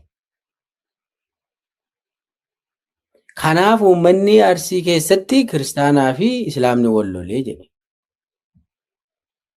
Nami garasitti sirramannu araara kana uummata walitti araarsitan dhaqxanii jedhe. Yaalii ajjeechaa Jawaariin booda Arsii keessatti yeroo san wanni ta'e wanni qaanfachiisan dammallaashfaa godhantu jira. Sanan kaasaa koo egaa. Caasaan akka matoo haayaa kun magaalaa Adaamaa kaasee haga Asallaatti socho'u Saalsaawwii jedhama. Saalsaawwii jedhanii hidhannoodhaan leenjiidhaan maal godhanii gaafa sana amma namoota yeroo sana namoota deeggarsa Jawaarii fi Adaamaatti hiriira ba'an keessaa kondominiyeemii irra dhaabbataniitu nama ajjeesu. kondominiyeemii uummata keessa dhaabbataniitu nama ajjeesu. Bishooftuu irratti mana dhuunfaa keessa dhaabbataniitu rasaasaan fixu. Nama Jawaar ajjeefamuu hin qabu jedhee hiriira bahee ajjeesu. Gaafa sana poolisiin qoratee garee addaatu jira jedhee fide. Gareen addaa hidhannoodhaan uummata miidha. Poolisii miti kan ajjeese garee addaatu jira jedhee waajjira dhaabaatti gaafa qorannoon dhiyaatu waan akkasii keessa hin galinaa jedhee poolisiin utuu hin beekiin qorannoo kana gaggeesse. Poolisiin Oromiyaa illee hin beeku siin jechuudha. Amma gaa Adaamaarra kan jiru Saalsaawwii jedhama. Direedhaawaarra Saatenaaw kan jedhamu kan nama waraanaa turte tokko namni yaadattu yoo ta'e Oromoo kan akka malee waraananii maal godhanii bifa amantiis akka godhatus godhanii booda gareen Saatenaaw kun keessaa bahaniitu paartii ta'anii ijaarramanii ba'an. Direedhaawaatti. Namni Direedhaawaa kun dhumatee nu waraantee garee wayii nu fixxe jedhanii. Waama Amboo keessattis nama waraantee fixxi barra Matawaayaan kun. Halkan nama waraanti. Itti gadhiisaniituma uummata gidirsaniituma jilbeenfachiisanii onneen. Gareen Hararirra sochootu ni jirti. Gareen Shaashamanneerra sochootu ni jirti. Gareen Naqamteerraa immoo maal jedhan abbaa torbee dhuma jedhanii maqaa moggaasaniif. Abbaa torbee feek abbaa torbee amma waa'ee feek abbaa torbee kana natti baay'ata baay'ee isaa haasa'uuni waa'ee feek abbaa torbee kanaa waa xiqqoo irraa haasa'amee hafachu. Hooggansi dhalootaan Arsii ta'anii Wallagga deemanii akka du'an godhamaa ture itti yaadame. Hin yaadattu ta'ee nama lamaan tokkotu hooggansi naannoo Oromiyaa dhalootaan Arsii ta'an Wallaggatti ajjeefaman. Ka ajjeese immoo feek abbaa torbee Dammallaashii fi Toofiq hoogganan. Feek abbaa torbee kanatu dhalootaan hooggansa hiriyoota keenya kun nan beekaa baay'ee nama gaddisiisa achitti ajjeesanii reeffa Arsii gashanii Awwaluu Abdii immoo reeffa san fuudhee dhaqeetu ilmi teenya Wallaggaddu jedhee uummata boosisa. San booda jedhanii gadaadhaan shanee abaaraa jedhanii shanee wannoo godhanii achitti ifatti maal godhu Wallaggatu dhalataa Arsii ajjeesee ergaa jedhu dabarsa dhaqeetu Awwaluu. Kanani mootummaa keessa waan yeroon ani turedha wanti kun raawwataa ture. Feek abbaa torbeedhaan ajjeesu immoo. Gaafa Salamoon Komishinar Salamoon Buraayyuu irratti ajjeefamu maal jedhanii taasisan? Akka isaan itti dhiyeessan Wallaggi Salaalee ajjeese jedhaniitu dhiyeessan. Waan sana kan raawwate kan ajjeese immoo Dammallaashfaatu ajjeesise. Baay'ee Komishinar Salamoon jechuun yeroo Abdilleen Oromoo buqqaaf tarrallee Abdilleen hidhaadhaa baasanii wajjin taa'anii dhugaa jiru Abiifaa. Yeroo sana Komishinar Salamoon jechuun nama Oromoodhaa dhaabbate ilma Oromoo Harargee guutuu beeka Komishinar Salamoon. Dhiirummaa gurbaa sana gootummaa gurbaa sana gurbaa Salamoon Abiyyiin hammanatti lakkaawwara. Nama hidheetu yaadu. Durumaa maal jedhu Salamoon jeneraalotni Oromoo ta'anii Abiyyi ajjeesuu barbaadutu jira. Jechuun jeneraalonni baruma yaadi keessa Oromoo turan garuu Abiyyiin sirriitti waan beekanii fi Abiyyi muummicha ministeeraa ta'uu hin danda'u biyya balleessadhanii jalqabuma kaasanii warri mormaa turan hin ta'u gurbaa kana sirriitti beeknadhanii warri mormaa turan jeneraalonni Oromoo jiru. har'a baqarra jiran baqatanii. Biyya keessa biyya galaksanii. Biyya keessa maaliif biyya ajjeesuudha waan barbaaduuf. Maqaa isaanii tarii uummanni yoo bare yoo ta'u baate. Maybe dhiisuu wayyadhee yaada jenaalota kana. Abiyyiin beeka. Namoonni kaanis beeku. Damalaashifaas beeku. Jenaalonni kun Abiyyi hin ta'uu jedhanii warra u'uu jedhanii ila biyyatu bada Oromootu bada warra iyyaa ture. Gaafa Abiyyi muummicha ministeeraa ta'u jarri dafan saffisaan badan. Akka Abiyyi isaan ajjeesu waan beeku. Maal godhanii? Salamoon kunis warra Abiyyi nama miti maal taatan jarri jara keenya warra heddu keessatti Salamoon. Komishinar Salamoon. Maal godhee komishinariidha. Komaandara Burraayyuu godhe laal. Abiyyi. Nama komishinarii gubbaadha ari'ee Burraayyuu irraa mandara irra kaa'e. Nama uummata Harargee keessatti godina irratti nama akkamii uummata dhaabbatee ture nama kana dimootii godhee Abiyyi booda immoo maadhee jenaalota isaan faana wal qunnamaa jira narratti hojjetaa jiru jedhee Damalaashween dafaati gaggeessaa namicha kanadhanii namicha kana onni godhan Salamooniin. Garuu erga kana godhan immoo boodanii maal jedhu shanee ajjeesee maaloo ajjeesee warra lixaatii akkas jedhaniitu uummata gargar qooduudhaaf itti fayyadamanii wanni kana. Amma wanni hubatamuudhaa qabu abbaa torbee feekii kana erga hundeessanii booda Damalaashii fi Abiyyi walitti maxxananii kan isaan hafan addaanis hin baane sittan himan. Damalaashii fi Abiyyi addaan hin baane. Wanti isaanii walitti maxxansee jiru waa'ee Oromooti. Waa'ee Oromoo cabsuuti. Iccitii caasaa dhokataa kanaati. Feek shanee kana ijaaru, abbaa matoo haayaa kana ijaaru, caasaa salsaawwii fi saatanaawuu fi caasaalee garagaraa Oromiyaa keessatti caasaa dhokataa ijaaranii Oromoo fixuu kanarratti baay'ee walitti dhiyaatanii hojii kana waan hojjetee fi Damalaashii fi Abiyyi addaan hin baane sittan. Namni kamiyyuu yoo ka'e Damalaash ofitti dhiyeessallee malee ofirraan fageessu Abiyyi. Sababa kanaatiin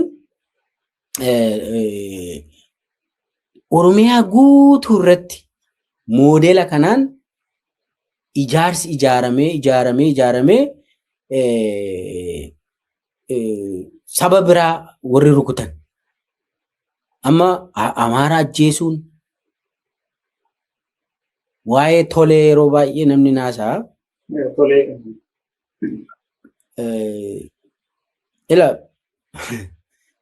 Isallee Gaardiyaanuu baaseera haga ta'e eenyu akka raawwate. Abiyyi faan caasaa bal'aa qabu jechuudha. Caasaa dhokataa baay'ee qabu. Waan tokko dabala amma waa'ee caasaa Adaamaa kaasee haga Shaashamanneetti socho'u, Asallaatti socho'u, darbee immoo caasaa baay'eedha kan Arsii keessa jiru. Kan isaan ijaaranii Oromoodhuma kan wal nyaachisaa jiran. Ammayyuu Arsiitti waan baay'ee waan fokkotaa ture deemaa ture dhibbuma darbee. Eeyyee. Jara kanaa garee dhokataan achi keessatti ijaaramee jiru jira.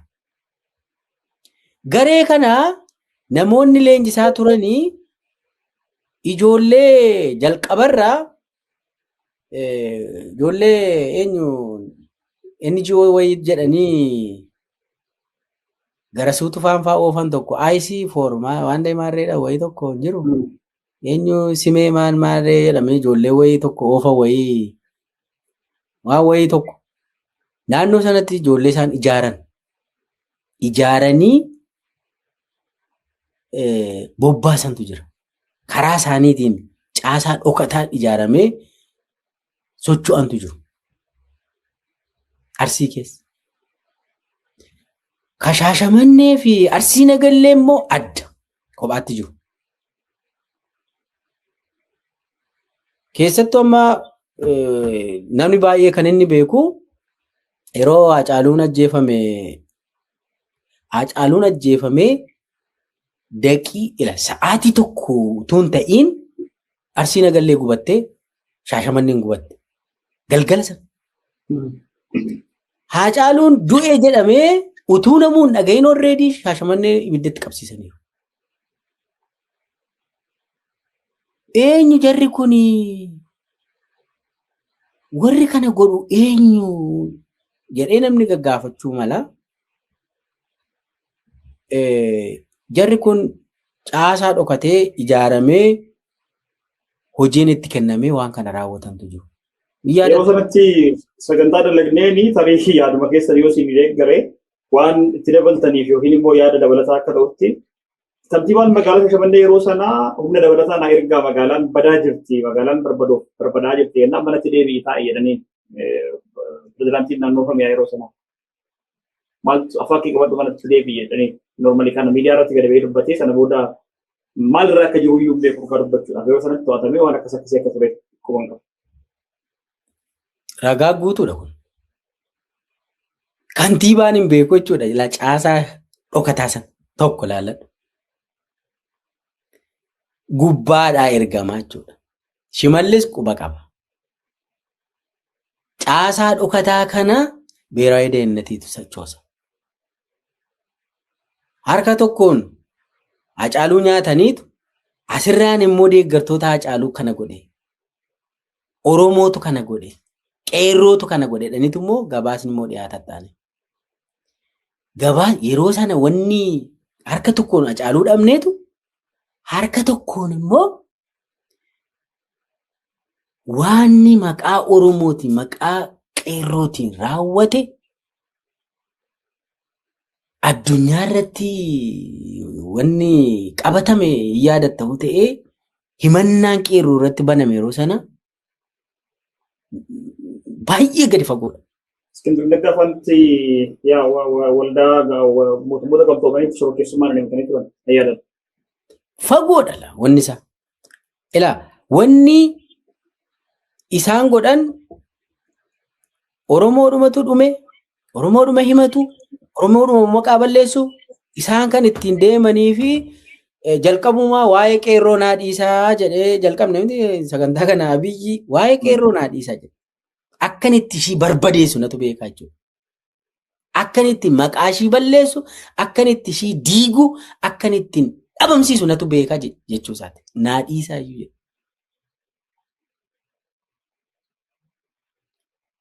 Lammaanfaa qeerroon abbaa jijjiiramaati mootummaan waan isaaniiti taaseenanii ejjennoo kana qabatanii Abiy garuu naa dhiisaa akkuma jedhe sana bakka hundatti caasaa dhokataa kana ijaaree caasaa dhokataa kana immoo bulchiinsi magaalaatu miidhamaadha bakka baay'eetti yeroo sana. Godinnuu hin beeku. Kallattiidhaan ka ajaju, kallattiidhaan fandi ka godhu, bakka tokkorraa bakka tokkotti ka sochoosu. Amma Arsii Nagallee faa keessatti wanni taa godhani ijoollee listiroo faa hojjettu, ijoollee waanuma ta'e faa baattee waan wayii gootu walitti qabaniitu hojii hojjettudhanii dura leenjisaa turani. Ijoollee sana kana hojjedhaati horii argattu jedhaniini ijoolleen waan hin taane goggootu. Booda ijoollee sana immoo booda wanni godhanii qabneerra moo jedhanii ijoollee sana booda gadhiisan. Arsii Nagalleetti wanna ta'e.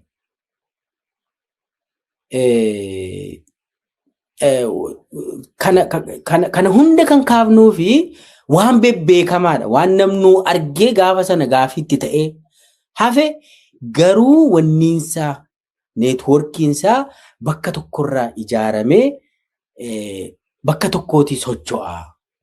Bakka tokko yeroo isin jedhu immoo Abiyyi mataa isaarraatii socho'a wanni kuni. Abbaan hooggansa waan kanaa Abiyyi walgahii tokko irratti yaadatta yoo ta'e Oromoo isin diiguudhaa dhufaa jiru. Amma argitu amantiidhaan dhufuu naannummaadhaan dhufanii isin diiguu. Amma argitu masaraa keessatti walgahii sana lammaa of bira kaa'ee kan inni haasa'u wayii masaraa isa duriitiin teessumni isaayyuu diimaadha.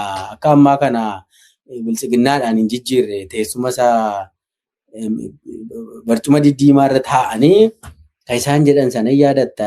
Dhufanii isin diiguu jedhee haasaa ture. Oromoodhaan. Dhufanii isin diiguudhaa dhufaa jiru karaarra jiru jedhe. Eenyu jarri? Akkamitti arge? Erga argee mootummaadhaan waan irraa hin dhowwine. Erga dhufanii isin diiguudhaa fi didaa jedhe. Nu diiguudhaa dhufaa jiru taanaan eenyu jarri? Erga mootummaa ta'e immoo maan irraa hin dhowwine.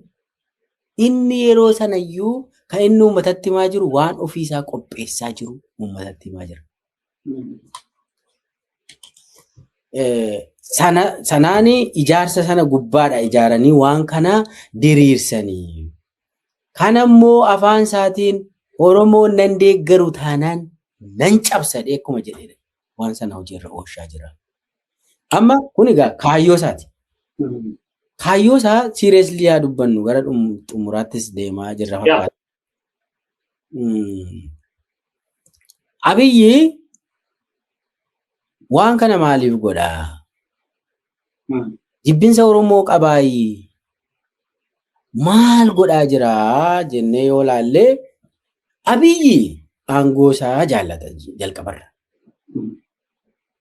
Barcuma isaatti eenyu yoo dhufe abbaa isaas harmee isaas hin balleessaa Abiyyi. Barcuma isaatti namni itti dhufna. Abiyyiif gaaffiin jalqabaa kaayyoon jalqabaa barcuma isaati. Barcuma isaa jechuun immoo deeggaruudha qabda. Hin deeggartu taanaan si dhabamsiisa. Kan ammoo afaaniinis nutti dubbateera. Personaalii anatti dubbateera. Oromoon nan deeggaru taanaan hin cabaa milkeessaa. Waggaa kumatti fudhataa. Deebi'ee ka'uudhaaf kuma kana waan hamii miti waanuma anatti gaafa xumura wal argine waan ittiin na doorsisuu yaaledha. Egaa Oromoon isan deeggaru taanaan amma dhugaa dubbachuuf haftaamu goolaallee amma Abiyyi yoo gaafii Oromoo hin deebisa yoo ta'e namni isa lolu jira. Namni beeta mangistii sana irraa fudhachuu barbaadu jira Oromoo keessa.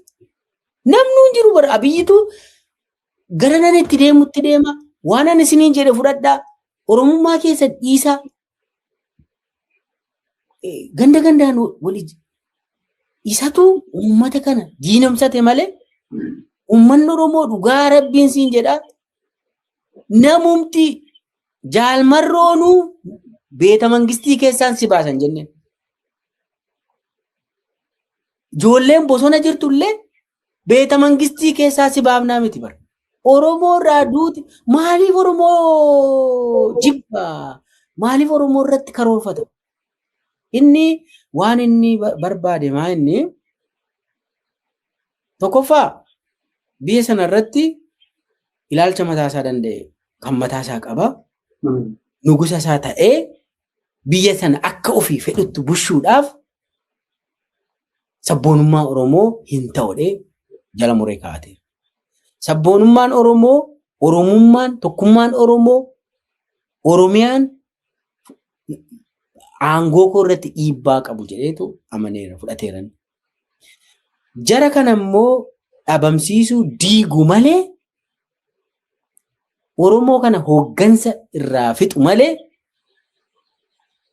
aangoo koo irratti ammas hin ka'u. Akkuma Amboo irratti namarsan sana namarsu jarri kuni jedhee amanaafi. Hoteela Abbabeechitti warri namarse beeta mangistiittis namarsa jedhee amanaafi. Na kaasa jedhee amanaafi. Kanaafuu maal gochuu qaba? diiguu, dadhabsiisuu, jilbeenfachiisuu, gabroonsuu qabaa jechuudha Oromoo. Aangoo isaatiif jedhee. Namni tokko tokkummaa qabaatee Oromoon godina tokko godina biraaf akka garaa akka tokkummaa akka hin qabaanne waan sana yoo godhe malee barcuma isaatiif balaa dhadhee fudhatee jalqabumaa kaasee qeerroo kana isa waa'ee qeerroo kana anuu nan beeka yeroo jedhu diinomsatee gaafa ka'uudhaa deemu kaayoonsaa kaayoo barcuma sana sirreeffate qabatee itti fufuudhaaf uummata kana diiguutu irra jira. Uummata kana dadhabsiisuutu irra jira. Amma erga dhufee amma maal godhe Abiyyi gurmuu abbaa dabaree jedhamu kana. Matawaayaa jechuudha baay'ee abbaa dabaree jechuun. Baala gizee warra jedhamanii ijoollee matawaayaati. Warra Finfinnee keessa ijoolleen matawaayaa keessa hojjetan ijoollee Amboo kana ijoollee gara Giincii kana irraa matawaayaa keessatti ijaaramanii hojii gaarii Shawaa Lixaa keessatti hojjetanii hojii gaarii yeroo isin jedhu Business. nama ajjeesuufa, dirsuufa, nama dhabamsiisuu jechuudha hojii gaarii jechuudha. Afaan Abiyyi fayyadu hojii gaarii warra hojjetan guddisee Finfinnee gashee yeroo lola Tigraay sana mana 2-3 faa warra fudhatan Finfinnee keessa. Dhalataa Tigraayin ari'anii Oromoos lafarraa fudhatanii safara qabu safara onni godhanii gamoo faa ijaarataniiru. Shiroo Meedaatti gamoo, Burraayyuu irratti gamoo qabu warri matawaayaa kun. Finfinnee keessa amma ijoolleen beeta mangistiitti akka bataskaanaatti sagannee dabarra jedhanii warri haasaa wayii ijoollee dhageesseen beektu. Ijoollee matawaayaati ijoolleen. Beeta mangistii kana keessa kan jiru waaqa keenya jedhanii dhaman. Abbaa dabaree jechuudha. Baankiiodhaan adda keessa dha'aniitti fideedhu. Qabeenya warri maqaa Oromoo balleesse matawaayaa kana. Sanuu immoo maqaa giddugala jedhu kanaan baay'ee immoo giddugala jedhu malee immoo achumatti Shawaa Lixaa fi Salaalee kana wal tumsiisu achumatti. Walisoo fi Amboo wal tumsiisaa fi achuma mandarama sanatti. Warri ammaa ciccanii amma wanneedhaan nama ila Abiyyi kan inni itti fayyadame tokko maallaqa itti jigseetu qaba. Raadeesii kiiloomeetira 150 kan. Maallaqaan qaba. Barcumaan qaba. Kadide adda keessadha akka caaluufaa kana. Caasa kana hunda kan ittiin raawwatu immoo sadarkaa garagaraatti kan inni ijaare san keessaa Matoohaayaan takka. Ijaarsi dhoorkaa kun beeraayee deeninatiidha, tikadha, qaama tikaati, guutummaatti qaama mootummaati. Warri har'a nama ajjeese bor warra ajjeesu miti kana naa beekadha.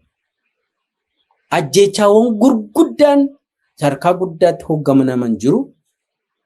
Hiraarsuun, saamuun sadarkaa gadiitti nama dhabamsiisuun, nama jiilchuun waan kun sadarkaa gadiitti sadarkaa aanaa magaalaatti ijoollee Matoohayaa kanaan raawwatamu jira. Bal'inaan garuu ijoolleen Matoohayaa kun ijoollee waa jiilchuuti hojiin isheen hojjetu. Nama dadhabsiisu. Harka kennachiisuu, akka uummanni sodaatu teeraraayiz gochuu qaama shororkeessituudha Matoohayaan kun. Ammoo qabeenya horatteetti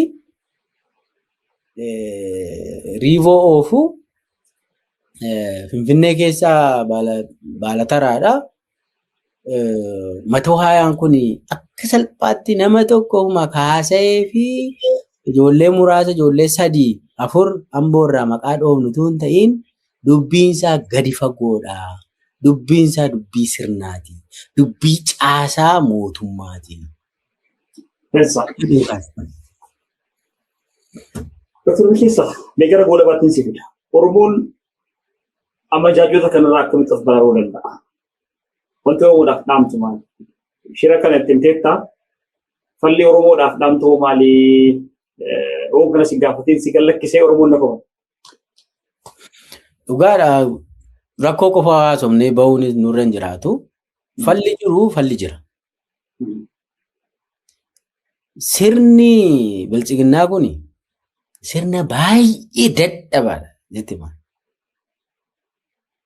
Sirna hundeellee hin qabne. Ka inni ittiin Oromoo kana gowwoomsu ani Oromoodha jedheetu miti. Malee Oromoo kana cabsee akka inni akka biyya jedhu cabsee maal sodaachisee maal maarree kana natti hin fakkaatu. Oromoon bal'inaan jarri kun Oromoodhuma keessaa ba'an han jedhu jira. Mootummaan kun Oromoodhuma kam taanaa dhiiroo warri dhantu jiru. Garuu warri kun iccitii kana badaan beekan. Caba kana badaan beekan. Dhugaa kana badaan beekan. Xiyyeeffannaan keenyas isaan ta'a jechuudha. Uummata bal'aa. Warra dhugaa qabu. Warra kaleessas didee jijjiire mootummaa. Warra har'as yoo dide mootummaa kana jijjiirutu jira. Uummata bal'aa jira. Dargaggeessa bal'aa jira. Isaanitti dubbannaa jechuudha. Sirni kun waan inni waggaa 8 kana keessa nu godhe. Bara wayyaaneen nu bushu keessa waa'ee tokkummaa Oromoo haayaan. Gaafii nuyi gaafataa turre gaafa kaleessaa gaafii dabalataa turre. Har'a garuu qe'ee keenya keessatti nama afaan Oromoodhaan dubbatu rashanamnee gatamna. Akkatti nu gudirsu viidiyoon nu garsiisu. Kanaaf caasaan amma nu ciniinee jiru kun hamaa ta'uusaa walitti himnaa jechuudha. So deemnee maal ta'a? Bakka jalqabne sanatti deebinaa jechuudha. Bakka jalqabne sanatti deebina. Jara kana kan ol baase uummata Oromoodha. Qabsoodhuma Oromoon godheen namni kun aangoo qabate. Kanaafuu raadeesii isaan jedhan kun raadeesii kiiloomeetira 150 jedhu kun murteessaadha jechuudha.